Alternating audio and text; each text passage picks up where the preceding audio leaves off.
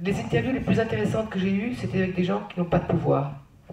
La réunionnaise, la grand reporter, témoin de la chute du mur de Berlin ou de la guerre en Afghanistan, la présentatrice de journaux télévisés.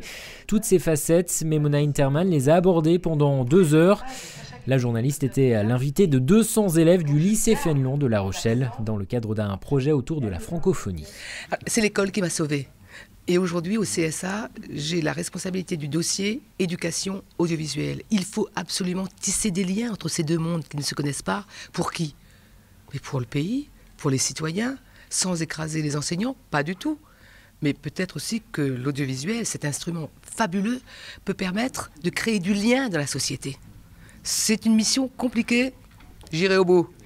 Engagée, Memona Interman, elle confie d'ailleurs conserver dans son bureau un texte de Martin Luther King, un franc-parler qu'elle a gardé malgré sa nomination récente comme sage au Conseil supérieur de l'audiovisuel.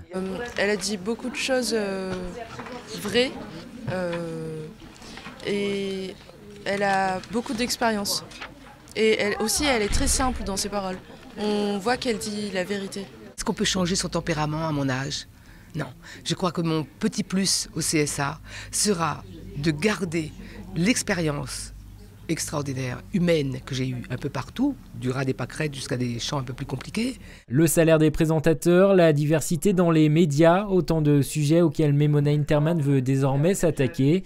Elle veut se rendre utile, quitte à bousculer ses pairs, les sages du CSA.